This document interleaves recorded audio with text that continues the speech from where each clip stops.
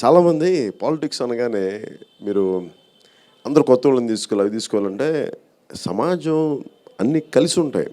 మంచి చోటు కలిసి ఉంటాయి. సీనియర్ నాయకులు ఉంటారు, వాళ్ళు ఉంటారు, వేరే పార్టీలో పనిచేసిన వాళ్ళు ఉంటారు. సో నాకు మాదాస్ గంగాధరం గురు గారి నుంచి నేను చెప్పాల్సింది, నేను నెల్లూరులో చదువుకున్నప్పుడు మా నాన్న స్నేహితులైనా. సో నేను 8th క్లాస్లో ఉన్నప్పటి నుంచి చూసేవాడిని. సో సడన్గా నాకు రాజకీయాలకు వచ్చిన పరిచయం కాదు మాదాస్ గంగాధరం గారు. నాకు 8th క్లాస్ నుంచి తెలిసి చూస్తునేవాడిని. ఈయనప్పుడు ఎమ్మెల్సీగా తెలుగుదేశం నాయకులకి వెళ్ళి బాగా తిరుగుతూ ఉంటే నేను చూసేవాడిని. సో నాకు ఈయన చాలా సంవత్సరాల నుంచి వేరే వేరే పార్టీలో, ముఖ్యంగా కాంగ్రెస్ పార్టీలో ఉన్నా కానీ సో వారిని అడిగింది ఏంటంటే కొంత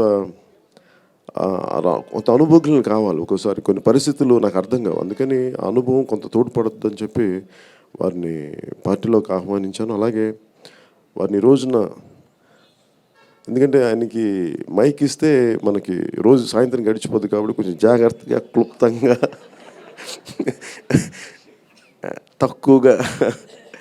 తక్కువ నిడివిలో అందంగా బలంగా చెప్పని కోరుకున్నాను.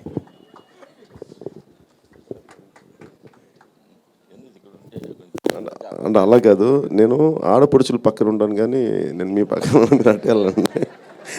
వాళ్ళకంటే అవసరం ఉంటుంది, మీకేం మీరు వెళ్ళి అటు వెళ్ళని చేస్తాను.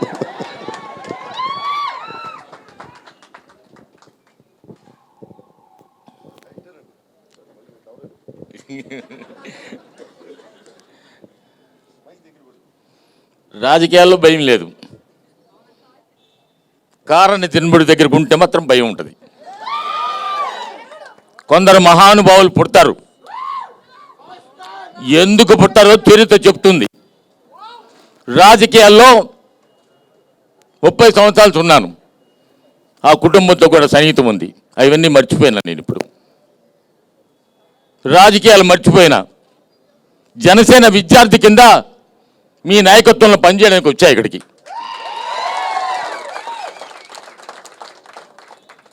సంప్రదాయ రాజకీయాలకు స్వస్తి. ముందు భయం, మాట్లాడని కోరిక, మళ్ళీ వణుకు. అధ్యక్షుడి దగ్గరికి వెళ్ళే ముందు పెద్ద కాగితాలు రాసుకుపోతా, సగం మర్చిపోతా. ఒక ఆయన అడిగాడు నన్ను, చిన్నప్పుడు చూసినప్పుడు ఆ కుటుంబంలో అందరూ పలకరించేవాళ్ళు నన్ను. పక్కన ఆయన అడిగాడు, ఎవరు అన్నా అని అడిగా. స్నేహితుడు కాదు ఆయన, నాకు శ్రేయోభిలాషి. స్నేహితుడుకు ఆ స్థాయికి ఎదగలా నేను. పెద్దలు వెంకట్రావు గారు, కీర్తిశేషులు, ఆయన 6 అడుగులు ఉండేవాళ్ళు. ఆయన చూస్తే అందరికీ భయం. నాతో చాలా సన్నిహితంగా మాట్లాడేవాళ్ళు. ఎవరు సార్ పోతా ఉన్నారన్నా అని అడిగితే మా ఆఖరి అబ్బాయి అన్నాడు. ఆ పక్కన ఆయన అడిగాడు, ఎందుకే నేను అందరూ పలకరిస్తూ ఉంటే, ఆయన అసలు లెక్క చేయకుండా వెళ్తూ ఉంటే నువ్వెవరని చెప్పి మీ నాన్నగారి స్నేహితుడైనా. లెక్క చేయకపోతేనే ఆ రోజున ఆయనకు వారి మీద నాకు నమ్మకం కుదిరింది. ఈ దేశంలో మార్పులు రావాలంటే అంత సమాజం కాదు, ఈ సమాజం అంతా కుళ్ళిపోయింది. 2 సామాజిక వర్గాలకు పరిమితం అయింది, కానీ కుటుంబాలకు పరిమితం అయింది. సామాజిక వర్గం వాళ్ళు చూసుకోవడం లే, వాళ్ళ కుటుంబాలు చూసుకుంటా ఉన్నారు. వారి దగ్గర నేను వచ్చిన తర్వాత చాలా మళ్ళీ విద్యార్థి కింద ప్రాథమికంగా పాస్ అయినాను అనుకుంటా ఉన్నా. అది కూడా ఇంకా రిజల్ట్స్ రాలా. ఆ ఫలితాల కోసం ఎదురు చూస్తున్నా. ఒకటి మాత్రం నా మీద నాకు నమ్మకం ఉంది, ప్రాథమికే కాదు ఆఖరి పరీక్షలు కూడా పాస్ అవుతానని నా నమ్మకం ఉంది. నేను అందరికీ అది చెప్తా. ఎవరి రికమెండేషన్లు ఎక్కర్లా. ఇక్కడ మేమంతా 4 కూర్చొని 5 మంది కూర్చొని, తోట చంద్రశేఖర్ గారు, శ్రీనివాసరావు గారు, అర్హం గారు, రాఘవయ్య గారు, అందరం కూర్చొని ఒక వారం రోజులు మేనిఫెస్టో రాశాం. చాలా కష్టపడ్డాం. ఏమన్నా ప్రాథమికంగా పాస్ అవుతాను, ప్రాథమిక కూడా పాస్ కాల. అధ్యక్ష, ఒకటి మాత్రం చెప్తున్నా, మీకెవరు చెప్పాల్సిన పనిలే. ఈ రాజకీయాలతో మీకు పని లేదు. నిన్న మేనిఫెస్టో చూసిన తర్వాత మీలో ఎక్కడో నిగూఢమైన జ్ఞాని ఉంది, గని ఉన్నది. ఆ గనిలో ఉంచి కొంచెమే తీస్తున్నారు మీరు. అసలు మేనిఫెస్టో వస్తే ఈ రాష్ట్రంలో అన్ని పార్టీలు కూడా సగం మంది దుప్పట్లు ఇంట్లో ఉండిపోతారు. ఆయన నన్ను టీవీ వాడు అడిగాడు, అంటే యనమల రామకృష్ణ అడిగాడు, అగ్రవర్ణాల్లో కూడా కార్పొరేషను అది కూడా పాతదే కదా అని. అది కూడా పాతదే. రేషన్ షాప్ కూడా మేము ఆలోచించామన్నారు. ఆర్థిక శాఖ మంత్రి చెప్పండి, అన్నీ పాత అయినప్పుడు ఎందుకు చేయడంలే? ఆయన ఆ మాట అడిగాడంట ఆయన్ను.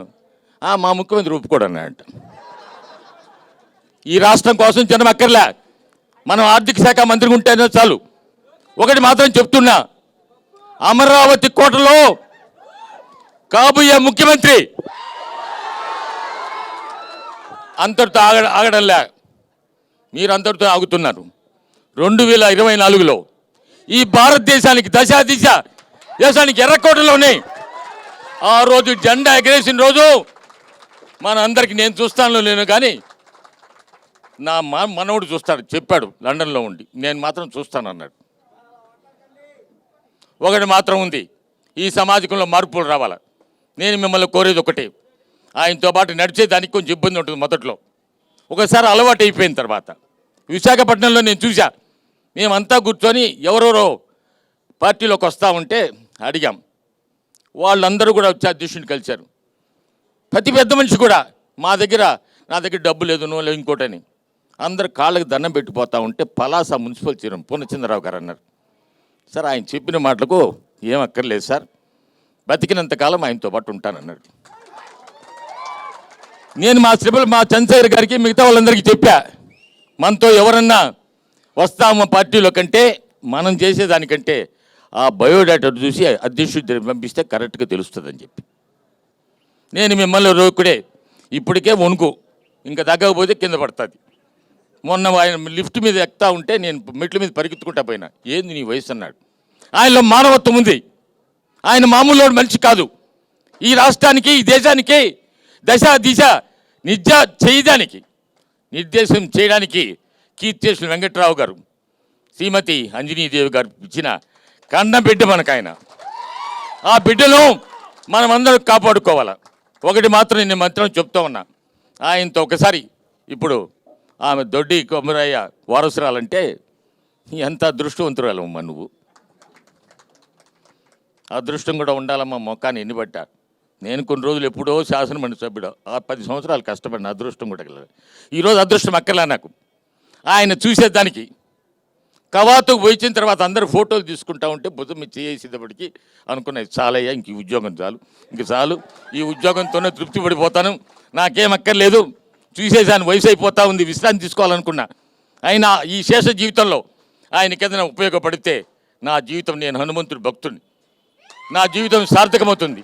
ఒకటి మాత్రం చెప్తున్నా అధ్యక్ష, జీవితమే కాదు ఆఖరి శ్వాస వరకు మీరు ఏదైనా అన్నా కానీ ఆ శ్వాస వరకు మీ పాదాల దగ్గర నేను ప్రాణం ఇచ్చేదానికి సిద్ధంగా ఉన్నాను చెప్పుకుంటూ జై తెలుసుకున్నా. జై జనసేన, జై భారతదేశ్.